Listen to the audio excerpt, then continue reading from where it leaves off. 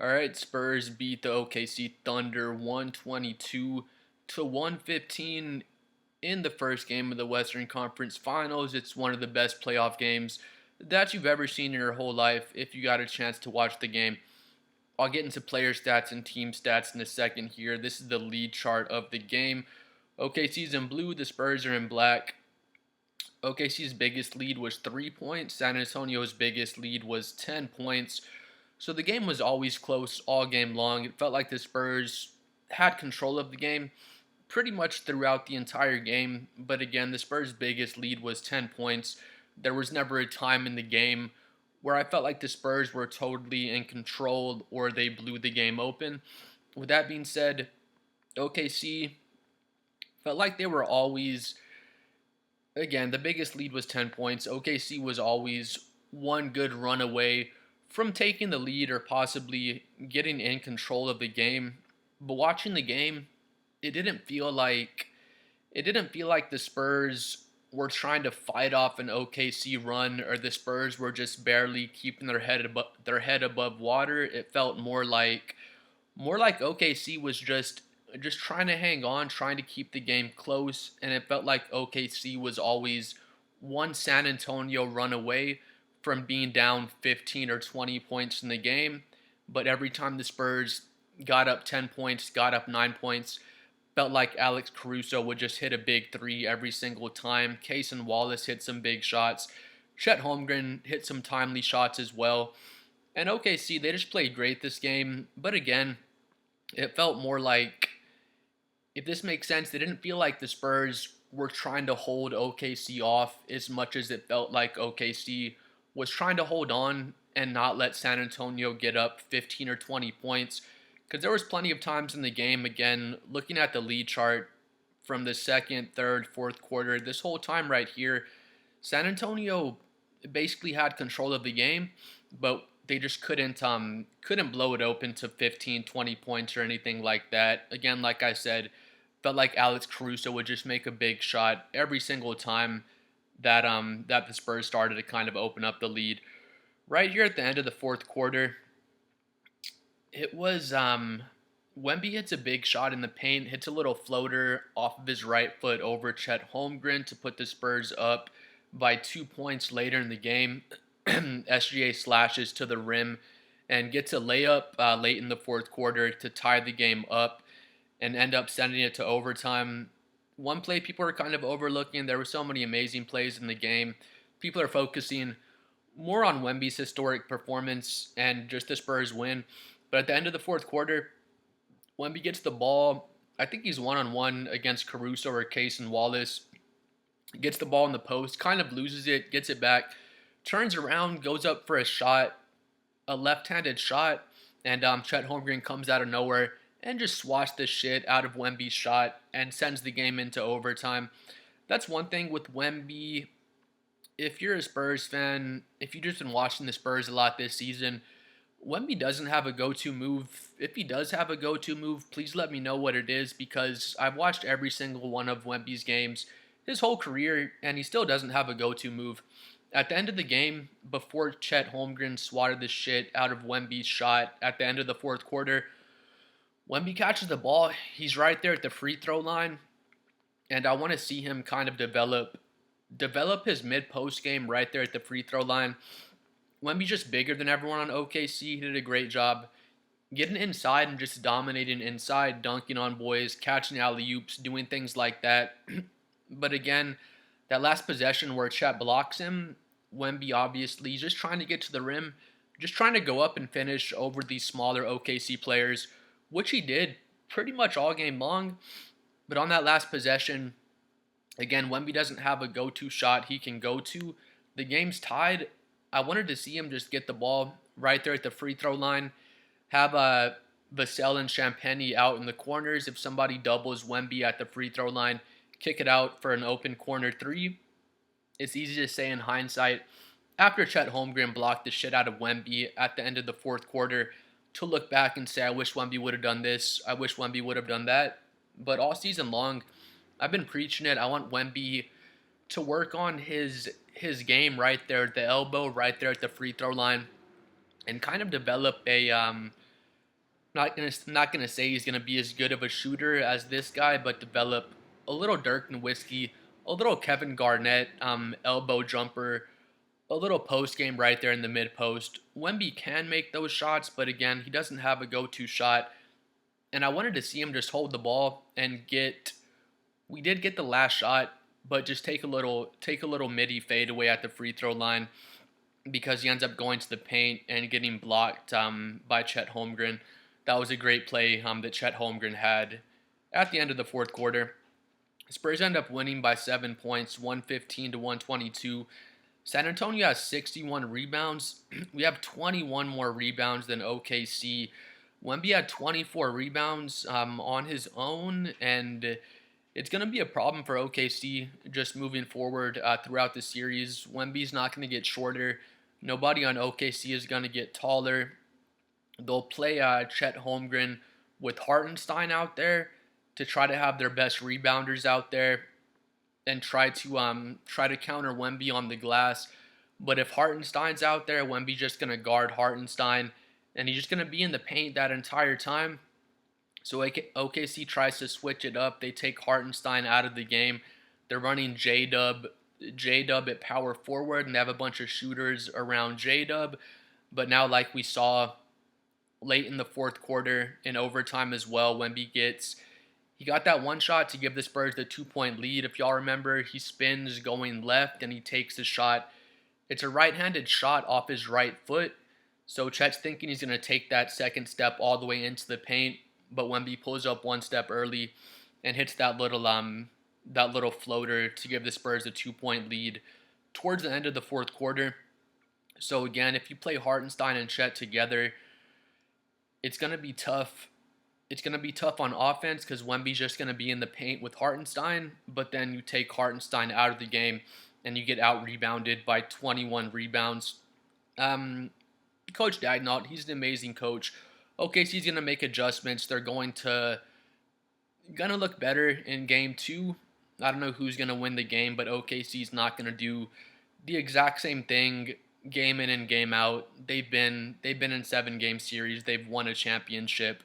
Coach Dagnall's going to make an adjustment, but there's really no answer for the 7-5 freak that the Spurs have out there. Both teams have 25 assists. So OKC has 14 steals. The Spurs have 11 steals. Dylan Harper had 7 steals just by himself. He was amazing out there, just playing the passing lanes, playing the gaps. He had at least one rip on SGA. He did a great job, even when he's not in the passing lanes. Say he's right there, kind of in the help. If there was one play, J-Dub's coming down the lane, Harper just sticks his hand out and just gets a nice clean rip on Jalen Williams. 7 blocks for the Spurs, 8 blocks for the Thunder. We might as well have had 20 blocks out there. If you watch Wemby play really at all this season, even the shots he doesn't block, so many times the Thunder would come into the paint and just do the Steve Nash dribble. You see Wemby down there. It's usually an open layup against any other team, but you see Wemby, and you just dribble back out and try to reset your offense because you can't finish over Wembanyama down there. He makes everything so tough. There's a play. It was at the end of the first. I want to say it was at the end of the first overtime, if y'all remember. Alex Caruso comes down on the baseline. It was actually at the end of the second overtime. Caruso comes down on the baseline. Wemby's chasing him. He goes up for a reverse layup. Wemby doesn't block it, but Caruso knows he's there, so he rushes his shot just a little bit. He misses that reverse layup. I want to say J-Dub gets the rebound. He tries to go up. Wemby contests that shot as well, and J-Dub shoots the shot a little too hard, and Dylan Harper gets the rebound to kind of wrap up the game at that point. But the 7 blocks, Wemby had 3 blocks, I want to say. He has a nasty-ass block on J-Dub. Basically at the end of the game, it's towards the end of the second overtime. I think the Spurs were up 5 points at that time.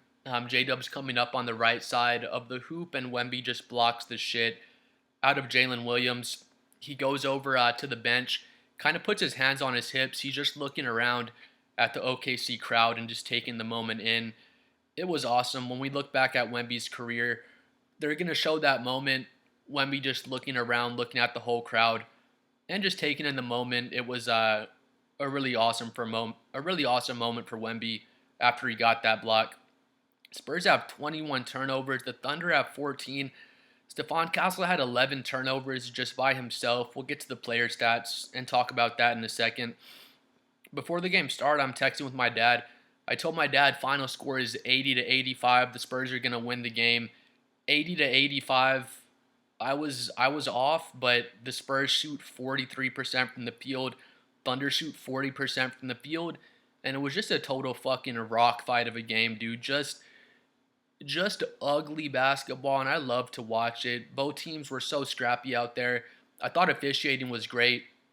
Both teams played really, really physical. There was one play that comes to mind. I want to say Castle throws Wemby the lob.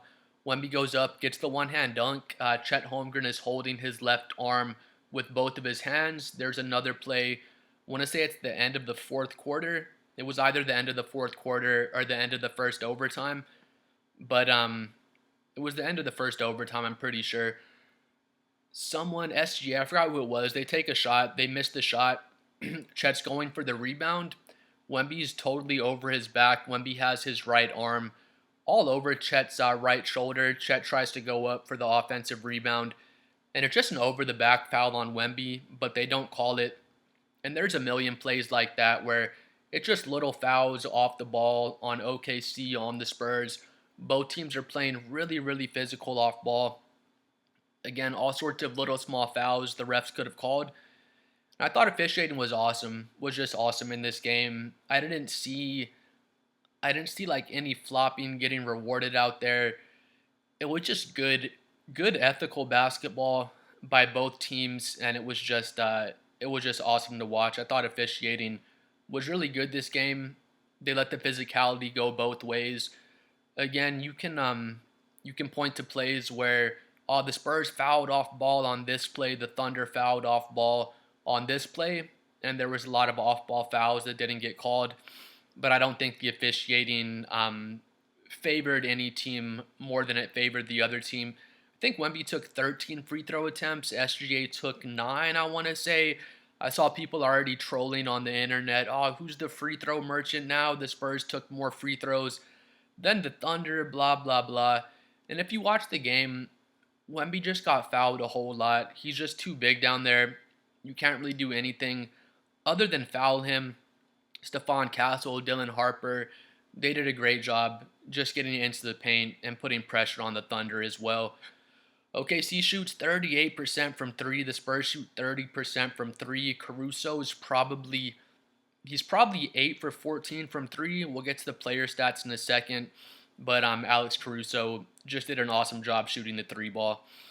Spurs were 93% from the line. You'd love to see it. OKC's 84% from the line. Neither team did a bad job shooting free throws, but the Spurs just shot the free throws better than OKC in this game.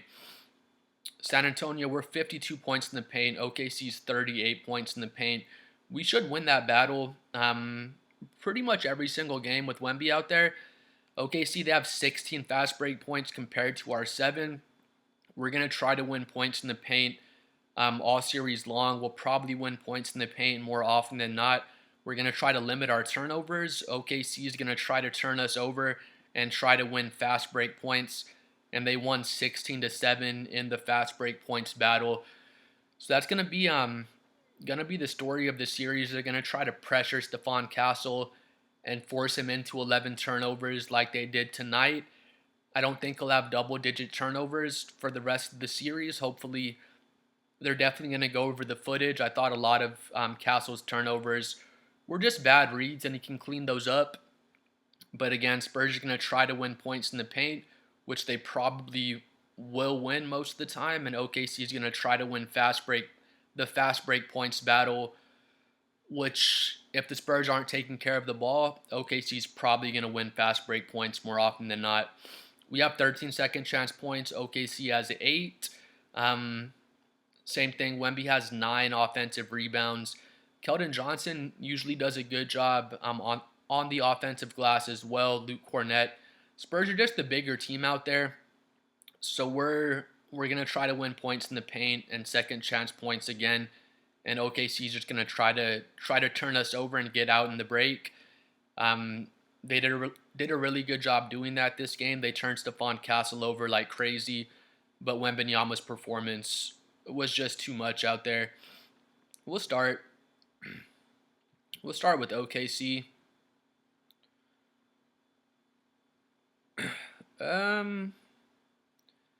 Jared McCain got some shine out there. He's 3 for 6. He's 1 for 3 from 3. He was a piece of food on defense. If AJ Mitchell and Jared McCain were out there, they just got him into the action every single time. Whoever McCain or Mitchell are guarding, the Spurs are bringing that guy out to set a screen. And then AJ Mitchell or McCain, they're getting switched onto Dylan Harper or Stephon Castle. And Harper and Castle were just attacking them like crazy. Just get into the paint. There was at least 2 plays from Dylan Harper, one against McCain, one against AJ Mitchell, where he just dribbles the ball down into the paint, basically posts them up, and goes to his footwork. He had a right-handed finish versus McCain.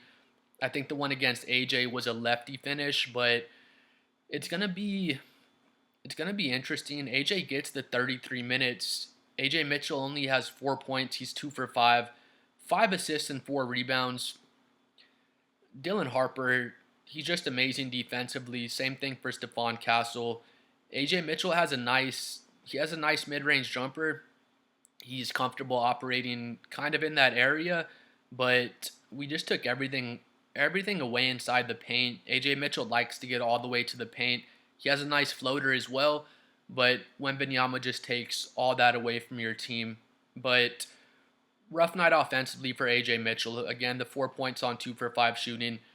Jared McCain was solid with offensively 7 points on 3 for 6, so he's 50% from the field. But again, him and AJ Mitchell, just every single time the Spurs could, they're just getting them to switch and just attacking those guys defensively. Jared McCain, he may have played more minutes, but it's just so tough for Coach Dagnall. We'll see what kind of adjustments he makes. But again, like I was saying earlier, you put McCain out there to stretch the court, so you're probably taking Hartenstein out of the game and trying to space the court to get Wemby out of the paint. But now Wemby's just killing you down low. Dylan Harper and Stephon Castle are just taking advantage of those mismatches against McCain and AJ Mitchell. And they were getting destroyed on defense. And they had, AJ had a bad game offensively. For him to only take 5 shots is kind of crazy. Wemby he just makes you not even attempt shots at the rim. But I expect AJ Mitchell to play better. He's a really good offensive player. He just had an off game tonight. Cason Wallace, he was really disruptive defensively out there. He does have the 2 steals, and he's just a crazy on-ball defender. He gets the 6 rebounds.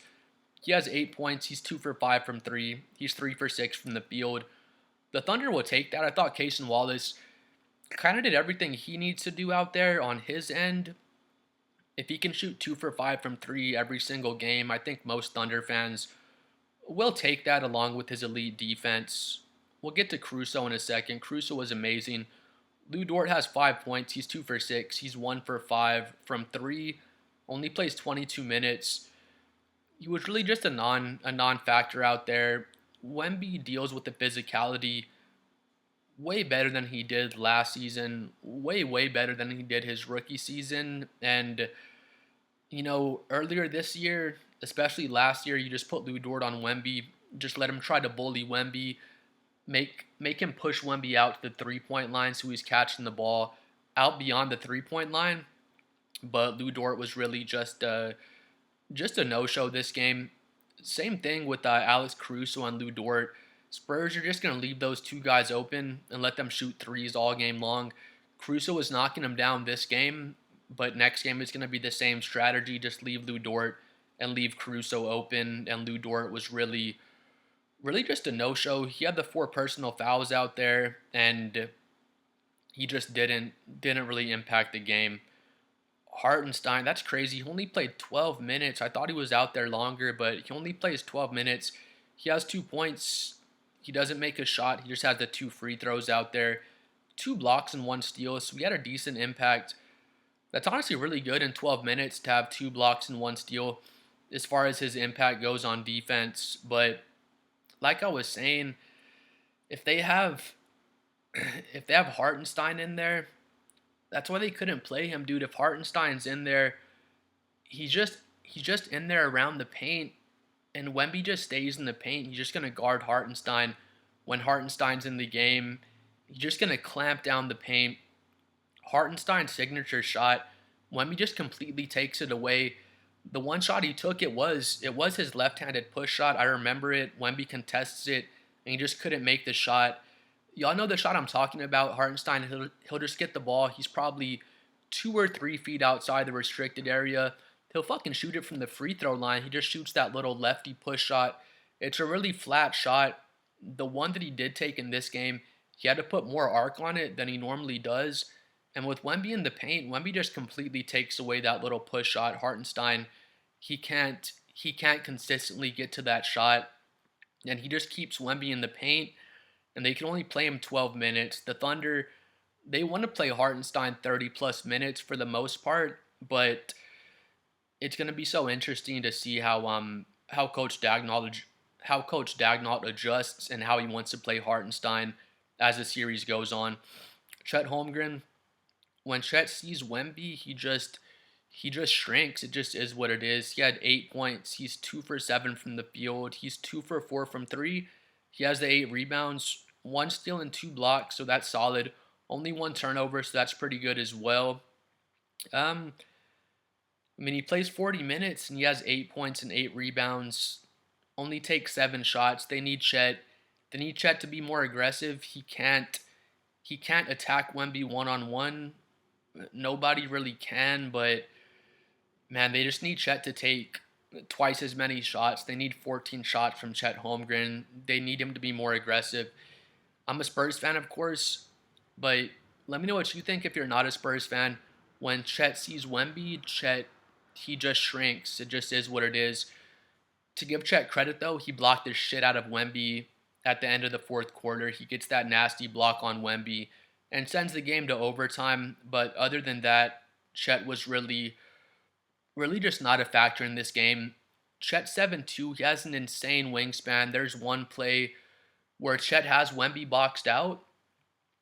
One of the Spurs misses the shot. Wemby goes right over Chet's back. It wasn't a foul. He's just so fucking big. He just grabs the ball over Chet's back, goes back up, and just puts it back in with 2 hands. Chet 7'2", insane wingspan, one of the best defenders in the NBA, and Wemby still makes him look like a little boy out there. They need more from Chet. They need him to be more aggressive.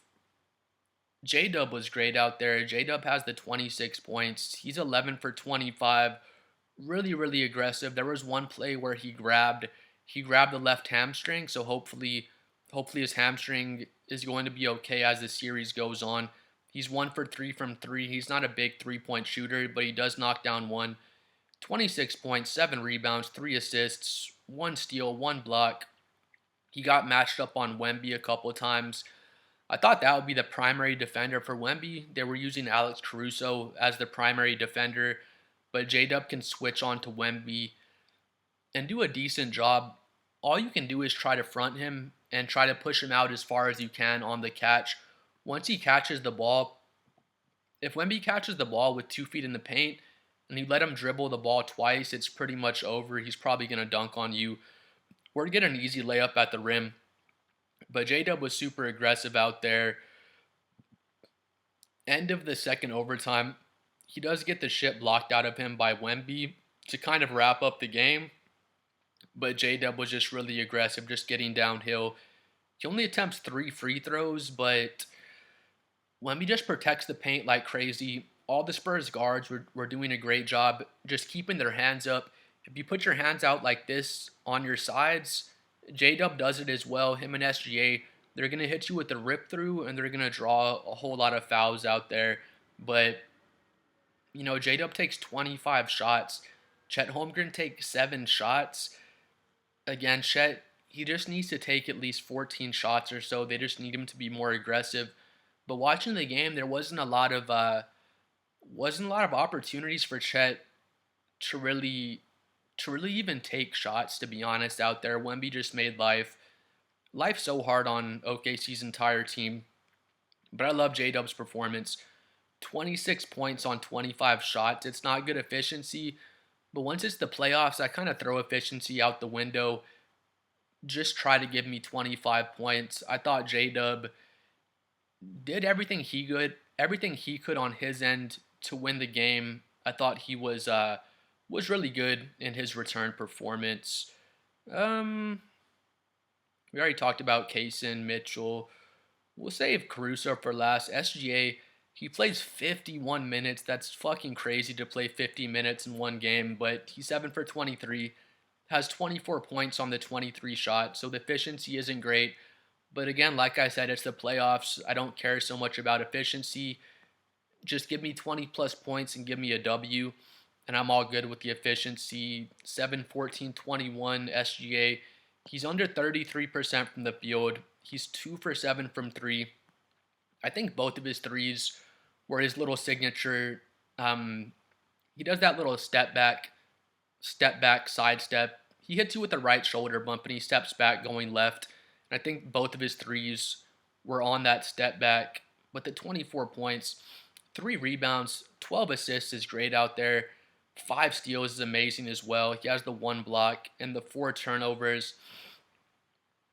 I guess you could nitpick the 4 turnovers are a little rough, but SGA, he played 51 minutes. Their offense is just give SGA the ball, let SGA get double teamed or triple teamed, swing, swing, swing, get an open 3 for Caruso, Lou Dort, whoever it is. Spurs did a great job just keeping them out of the paint and just making Caruso, Lou Dort, anybody but SGA take the shots.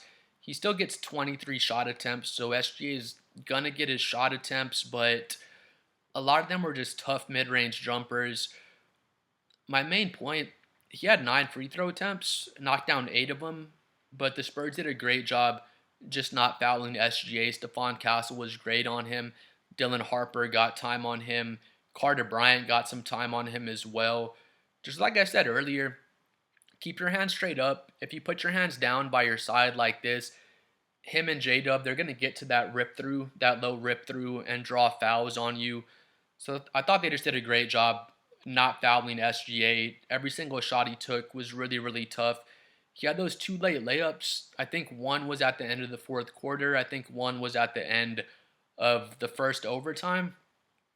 The one, the one at the end of the first overtime, Wemby, they put Chet Holmgren in the right corner, so Wemby's guarding Chet Holmgren.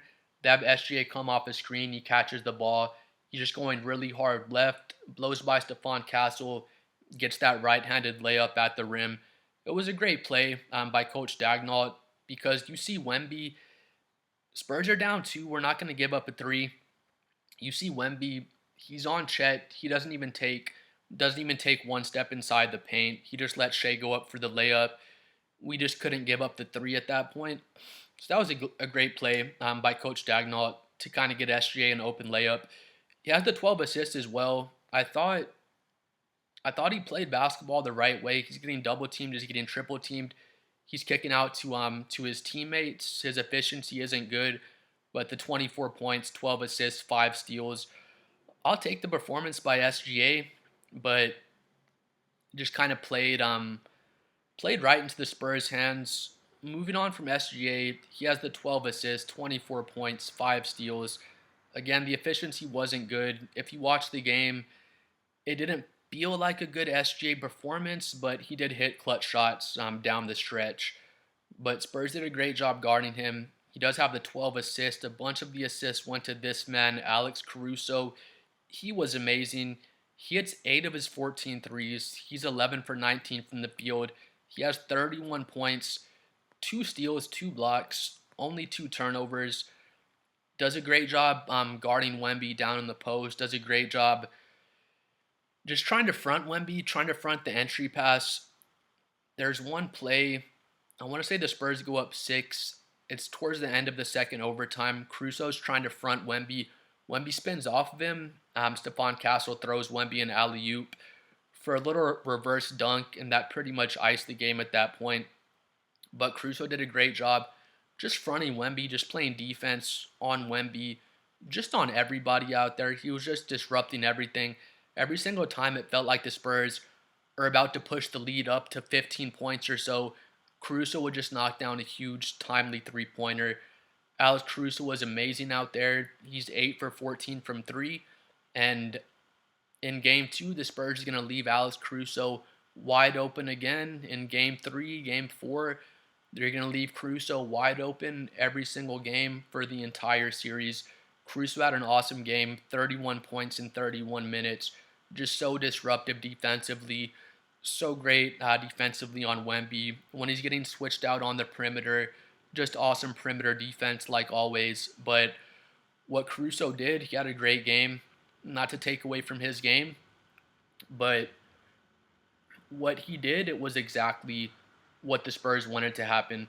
We didn't want him to knock down 8 threes, but if Caruso shoots 14 threes in game 2, the Spurs are really happy with that. That's exactly what they want him to do. So again, he's wide open. He has to take those wide open threes. Somebody has to take the shots. It's kind of the highest quality shot they were creating tonight. But again, as a Spurs fan, I hope Caruso takes 14 three-point shots in game 2. I hope he takes 14 three-point attempts every single game for the rest of the series, because I don't think there's going to be one more game where Caruso knocks down 8 threes for the rest of this series. But awesome performance from Caruso. Awesome on defense. Scores fucking 31 points on over 50% from the arc. He's over 50% from the field as well. And just really hurts as a Thunder fan. I'm not one, but if you are one, it just hurts for Caruso to have such an amazing performance in a loss. But I thought Caruso was awesome. Moving on to the Spurs, Luke Cornett gets 9 minutes. Harrison Barnes gets about 6 minutes. So they did play out there. Didn't really do a lot. Luke Cornett had the 3 rebounds, but Thunder were playing a lot of small ball, so Luke couldn't play too many minutes out there. Carter Bryant, he gets 14 minutes. He does knock down a 3. I want to say it was the first quarter. He has the 2 rebounds, 1 assist. It was in the fourth quarter. He's picking up SGA. He picked him up full court, basically. SGA gets to the half-court line. He has to go like between the legs, behind the back, and then he kind of gets past Carter Bryant. But that's one little play I noticed with Carter Bryant. He at least slowed down SGA, and he played some good defense on SGA in the 14 minutes he was out there. There was one play I remember. It was J-Dub. He's in the right corner. He makes a really aggressive back cut on Carter Bryant. I think Hartenstein passes him the ball for a dunk. And then after that, Carter Bryant got pulled out of the game right after that back cut happened to him. Speaking of back cuts, Keldon Johnson played well. He has the 21 minutes. He scores 13 points. He's 4 for 9, 3 for 6 from 3. He knocked down a big corner 3 in the fourth quarter that we really needed. He has the 1 turnover. I thought it was a fine game for Keldon. Gives us the 13 points off the bench. 3 for 6 from 3. We'll take that every single game. If Keldon can knock down 3 threes for us, we're going to take that all day. As I was saying, back-to-back cuts. It was in the fourth quarter. Keldon Johnson gets caught ball watching, and Lou Dort, out of all people, Lou Dort gets a back cut on Keldon Johnson and gets a wide open layup. As soon as that happened, Mitch Johnson pulled Keldon out of the game, and Keldon he didn't play anymore after that. Again, I thought Keldon had a great performance, but with Keldon being a veteran, he can get tunnel vision from time to time. If you're a Spurs fan, you probably noticed that. He can get tunnel vision on defense even, just like on that back cut. He got caught ball watching, gets the back cut on him, and gave up a wide open layup to Lou Dort. You can't have Lou Dort getting back cuts on you. Again, I thought Keldon had a really good game in his time out there, but Keldon's a veteran out there. We just need him to not have dudes getting back cuts on him. That happens kind of a lot throughout the regular season. And as soon as that happened, Mitch Johnson pulled Keldon out of the game. But other than that, I thought Keldon Johnson had a good performance. Our boy Julian Champagnie, he plays 44 minutes. All of our starters played 44 minutes or more. Wembenyama's stamina looked great. He looked durable out there, and he looked great in his 48 minutes, but we'll get to him in a second. Champagnie has 11 points. He's 4 for 12 from the field, 3 for 11 from 3, has the 9 rebounds, 1 assist, 1 steal, 2 blocks, only 1 turnover. I want to say he knocked down 2 threes in the fourth quarter. One of his threes, it was either the fourth quarter or the first overtime, but he just ripped a big time three in the right corner, if y'all remember that one. With Champagnie, this was an off shooting night for him. He's 3 for 11 from 3, which isn't great, but he does give you the 9 rebounds. That's always my thing with Champagnie. He gives you really good defense. He's really versatile on defense, and even when his 3 ball is off like tonight, he still knocks down that timely 3 in the corner. We were down 4 points when he made that shot, so that was a huge 3 to keep us in the game. Then gives us 9 rebounds on top of his solid defense. So that's always my thing with Champagnie. With Harrison Barnes, he's pretty much come out of the rotation, but early in the season, when Harrison Barnes was hot, he was knocking down a bunch of threes. When Harrison, if he's not knocking down his 3, he doesn't give you a lot outside of that, where with Champagnie, just like tonight, he had an off night shooting the ball, but gives you the defense and gives you the rebounding. So even if his shot is off, he still gives you other things out there. Same thing with Devin Vassell. He's 5 for 12 from the field. He's 3 for 9 from 3. So it's kind of what I expect from Devin Vassell. He's a volume scorer. This is basically a Devin Vassell night. Um, we'll take the 13 points, the 33% from 3, which isn't too bad. I mean, Vassell is the third or fourth option for us most nights. So if Vassell can do this for us every single night, I'll take this performance from Vassell. He has the 6 rebounds, 2 assists, 1 steal, and 2 blocks. He had a giant block. It was on Chet Holmgren. It was either late in the fourth. I want to say it was in overtime, but Chet Holmgren gets an offensive rebound, turns around, thinks he's wide open, and Devin Vassell blocks the shit out of him at the rim.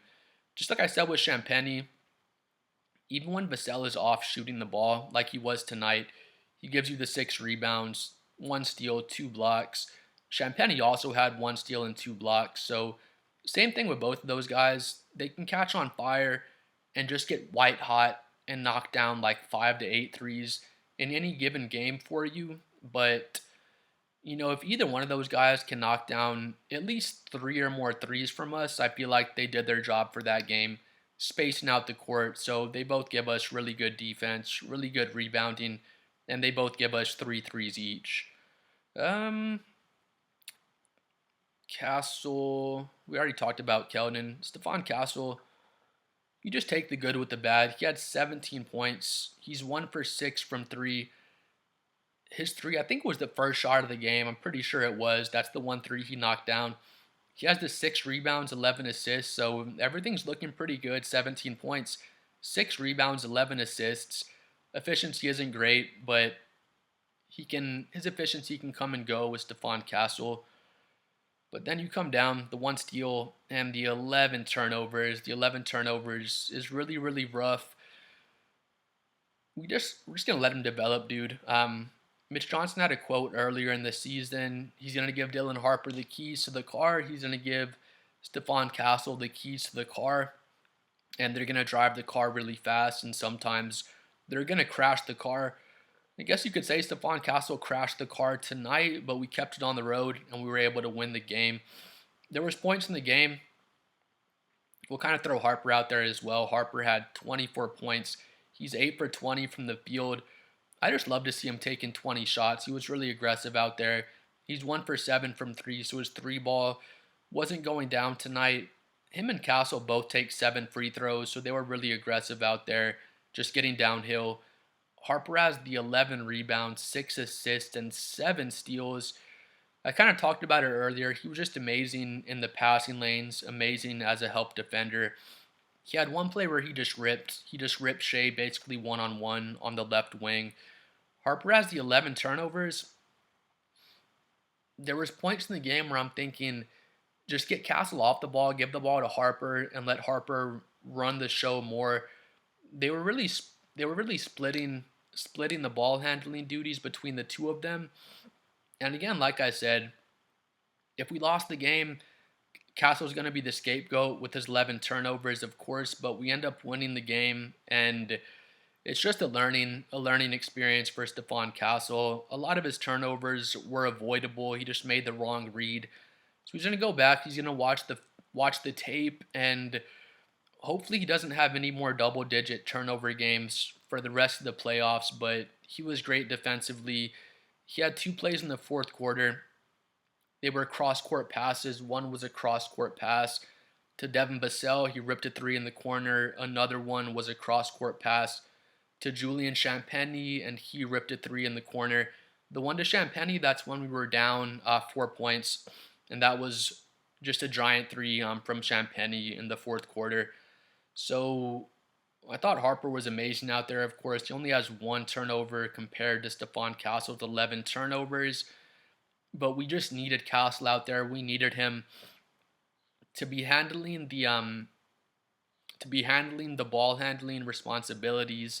Let me know what y'all think. Again, there was times where I felt like we should have had Harper with the ball in his hands more, but for the most part, they split the ball handling duties. Even though Stephon Castle had the ball in his hands more than Harper, things worked out. We won the game. If we would have lost the game in hindsight, I would have been looking back and saying we need to get the ball into Harper's hands more. All season long, Harper's been so amazing. He's so poised. He's just handles pressure so well. And myself and other Spurs fans, we kind of been preaching all season long. Almost just let Dylan Harper take the reins. I think Stephon Castle is more of a secondary playmaker. I don't think he's so much a true point guard. This ties the playoff record for turnovers. I think it's him and James Harden also had 11 turnovers in a playoff game. James Harden's an amazing player, just like Stephon Castle is. So, hopefully it'll just be a learning experience. We're missing De'Aaron Fox, so if De'Aaron Fox is in the game, Steph Castle doesn't have 11 turnovers, but Mitch Johnson gave him the keys to the car. He crashed the car, but we're able to keep the car on the road, and we won the game. But yeah, hopefully Steph Castle doesn't have any more double-digit turnover games as the playoffs go on.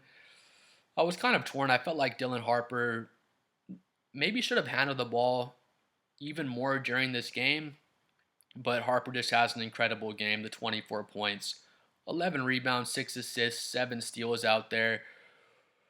And again, with Stephon Castle, he turns the ball over. We give it to him again, give it to him again. You're just going to be our primary playmaker. And he had some great reads. He had those skip passes to Vassell, to Champagny for those big threes in the fourth quarter. He had plenty of lobs to Wemby. We're up four. We're up four towards the end of the second overtime.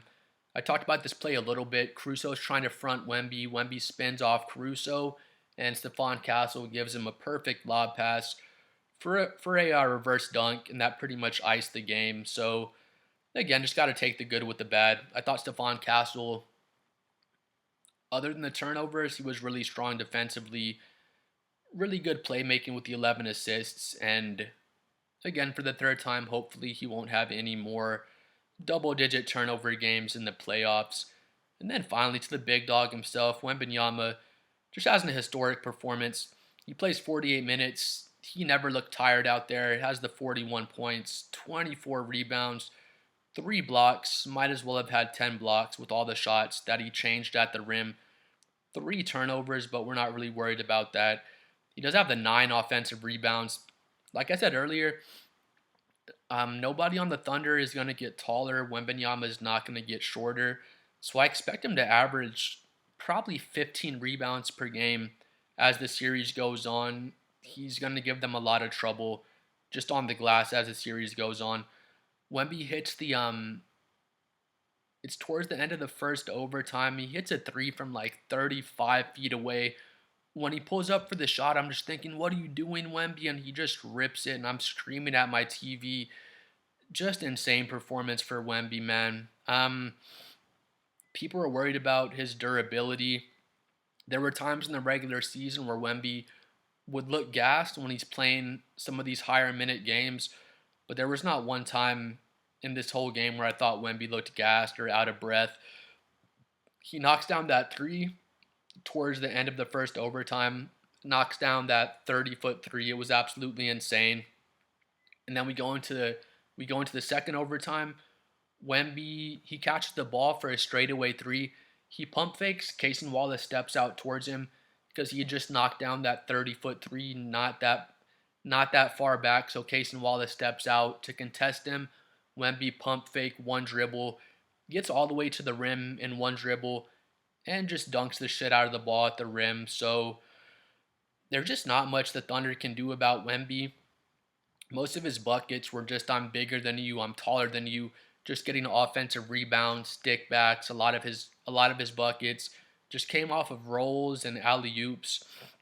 I can't think of I don't think he knocked down any mid-range jumpers in this game. The only three ball he knocked down was that gigantic three towards the end of the first overtime. He only takes two threes the entire game. So Wemby knows he's bigger than y'all, he's taller than y'all. The hardest part is getting the entry pass to Wemby. OKC does a great job fronting him and just swarming him. Stephon Castle had all sorts of turnovers trying to get Wemby those entry passes, and OKC did a great job making it hard for him. But once Wemby catches the ball with 2 feet in the paint, if you let him dribble the ball twice, it's over. He's getting a dunk. He's getting a layup at the rim.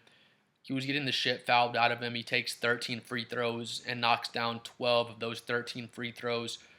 So again, back to officiating. I thought officiating was great in the game. Spurs are having all sorts of fouls off ball. The Thunder are fouling the Spurs off ball a whole lot of the time.